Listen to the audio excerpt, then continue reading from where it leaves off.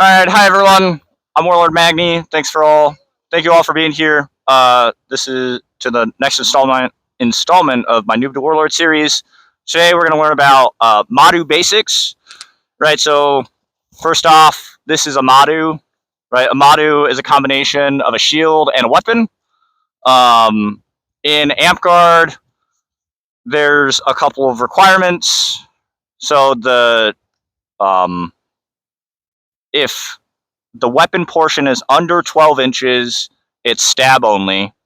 I think the minimum requirement is what, 6 inches? I think it's 6. Check the rule book. But I typically don't see anything under 6 inches. If it's only 6 inches or anything lower than that, it's kind of hard to actually stab somebody with it. These are 10 inches apiece. There's a couple of different variations of Madus. So this is a mid Madu, right? So it's mid because the shield is in the middle of the two ends. You can have just a single Madu where this part isn't here, so you just have a 1 point, and you can either have that sticking up or down depending on how you use the equipment. You can even have these as long Madus where you have a shield up top and it's like a long sword, like a full sword all the way down. Depending on how your Madu is built, the size of it is going to change a little bit on how you play and how you use it. But the mid Madu is the most typical variation of this weapon that you'll see. So a lot of the mid Madu style goes off of sword and board basics. So if you're not super familiar with that, go check out my sword and board basics video, and that'll give a lot of the foundation for this class. And then check out this video now, or this class for how to use or how to adapt that to using a Madu. So first, right, you have your stance. This is very similar to fighting with a punch. I typically always have my sword foot forward with my sword out, and then I'll have my Madu at about mid-arm, and sometimes I'll even go full extension. When my opponent, just pick up one sword, it doesn't really matter. When my opponent comes and encroaches in me or towards me, I'll typically choke up, right, to block my body more. Sometimes I can keep it out to claim more space. Okay. But typically this resting position is where I'm going to be, right? Of course, keep your weight centered between your two legs, have it sink into your hips, and slight bend at your knees so you can move. All right. You don't always have to have the sword foot forward though. Sometimes I will switch to the Madu step foot forward. Typically, this is going to be more defensive, and when I do this, I'm really threatening the stab. Actually, now grab the board, sorry.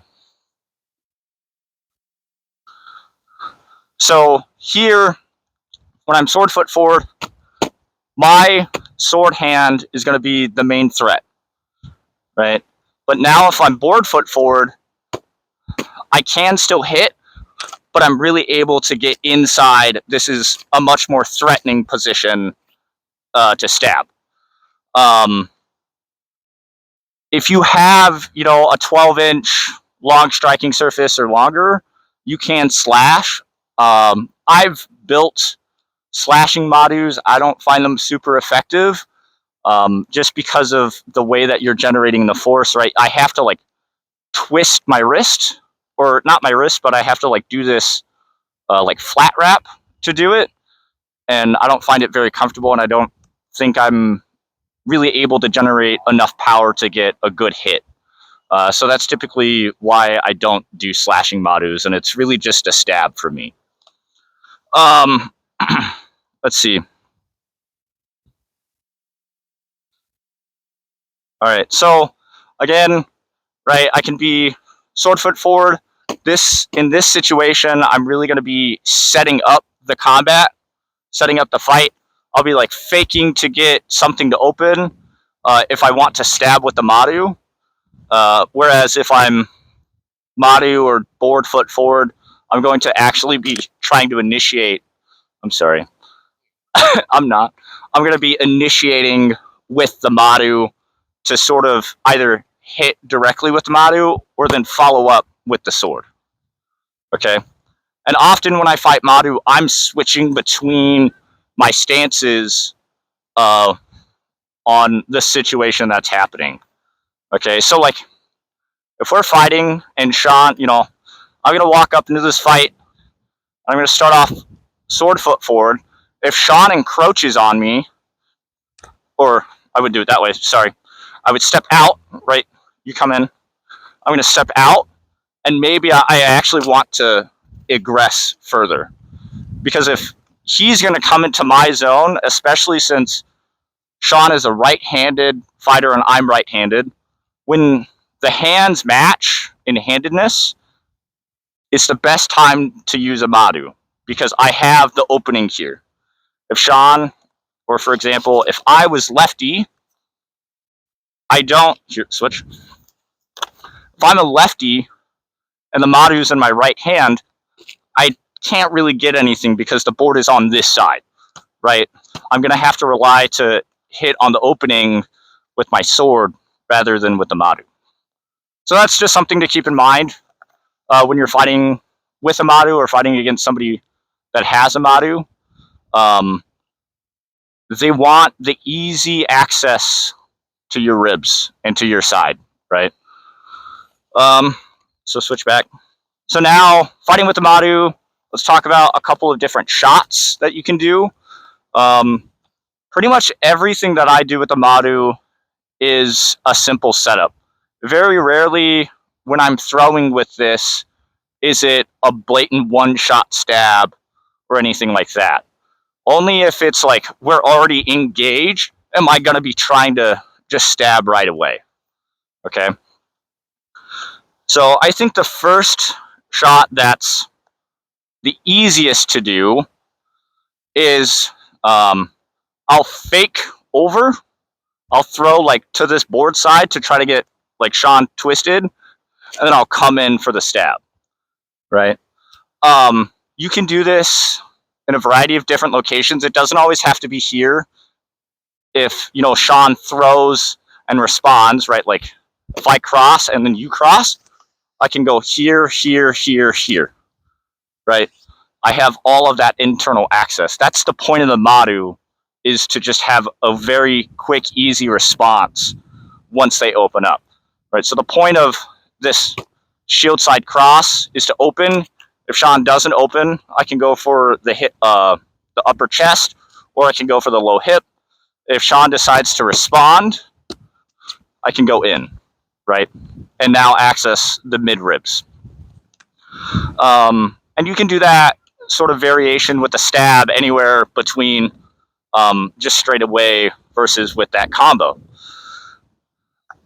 Also realize I have two sides of this. So it doesn't always have to come from this way. Typically, I'm only throwing from the top portion because that's the fastest. Because if I go like this, that's much faster than like that. It's a much harder shot to get. But sometimes if people have like hard twitch responses, doing this can get them to like throw to the board, and then I can get in. You flinch really hard. Stab. Yeah, so the down stab is often a low percentage, but when you get it, it feels really good. So I'm just like throw. That's also another way to do it, is if your opponent's, how Sean brought his sword over his board, if I can pin that down, stab in, that's really nice. I've only done that like 3 times in my 10 years of playing this game, but man, it feels good. What else? You can do a can opener with this, right? So like the typical can opener with a board is I'm going to use the rim of my board to open, and then I follow up. This is sword and board. Now I have an actual pointy bit I can do the can opener. I don't think it's super worth it, because if you're going to already be here, you might as well just go in for the stab while you're at it. But if you have a mid Madu and you want to style, it looks really mean, is you can open and then you stab in. You're just like, oh, this is gonna hurt every time. You signed a waiver, it's great. Yep. Right. If you, that's just kind of like disrespect and styling, but you know, it's, if you can do it, it looks great. And if you can catch it on video, that's even better. Going back to like the straight chop, it doesn't always have to be up top here. You can like level change with it, get them to respond and come up or come in. The whole point of doing these shot combos is one of these pieces of equipment is getting your opponent to drag their equipment over to get an opening, and then I'm following up with this side. Also with that, once you stab somebody with a Madu enough times, they're going to be very conscientious of this. And so now once you do that, you can use this as a threat piece where I come down, fake the stab, and I come over and like chop, or I come in for the hip, right? And so typically when I'm going to start be doing that, I'm going to switch my feet. So this is even a bigger threat, right? So they bite even harder to the pump, and then I throw and I follow up. You can do a series of other combinations that are standard with sword and board, right? So like you can do the dark side and everything. If they, you know, go for the high cross, boom, I can still follow that up. But be conscientious about when you do those combos, because now I have bits sticking out from my sword or from my board. So, like normally with the dark side, you go like this, boom. If you typically, I'm tracing the edge of my board when I'm throwing for the dark side because that's like the optimal path. But since I have this, I either have to tilt the Madu to throw, or I have to go like in this deeper ellipse arc path to get around my stabby bit. Just something to be careful about.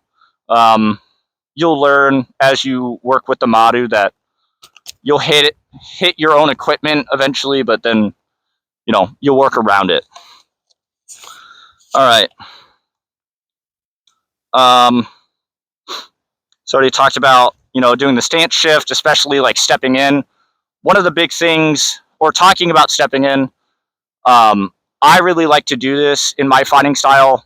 I like to close a lot of ground right away. So I'll typically like be here and I'll come in. What I like to do is I'll take a deep step offline to get them to pull really hard, and I'll throw. That was actually harder than I meant. I'm sorry. My bad. But that was actually a pretty like a real shot where I'm throwing here and then I'm coming in. It's harder to do it on this side, right? Because if I step this way, or let's shift, sorry. If I jump into this the sword side, I can't get anything, right? Because Sean's board is moving in that direction. Actually, I think it was better on that way. Let's try this again. So I step this way, I'm still moving into the board. Maybe I can get something with the sword side chop, but with the Madu, it's not really going to work. Because again, you all want access to this. And even though I'm rotating this way, like into the sword side, I'm not getting closer access. That board is already going in that direction that I want to get to.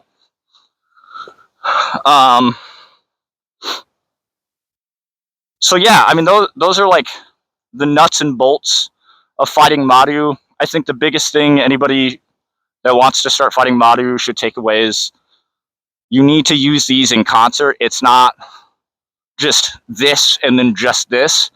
I know when I started, I kept forgetting I had the stabby bit, and I just used it as a board.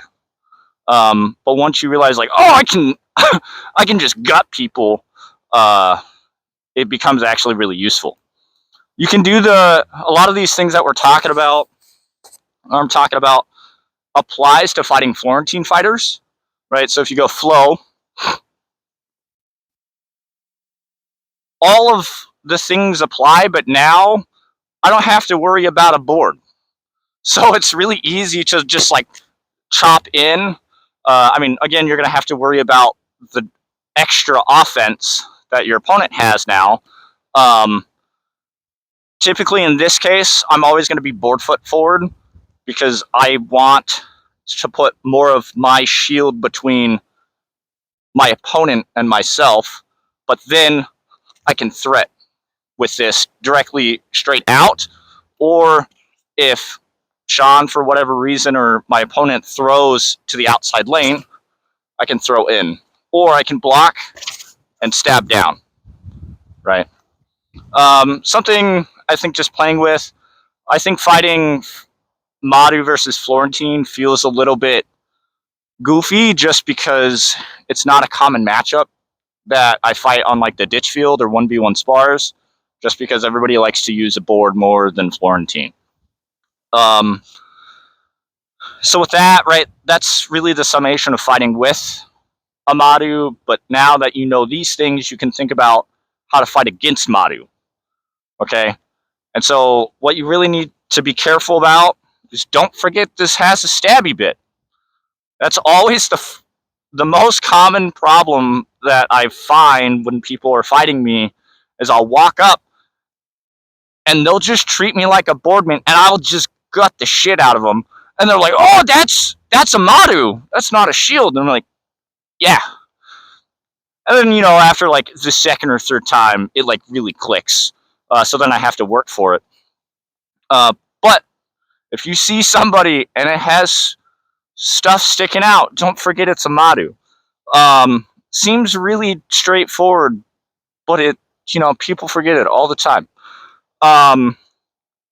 Again, right, when you're fighting somebody with a Madu, it's typically always going to be a fake that this is going to come in with. Very rarely is anybody going to just throw straight with a Madu.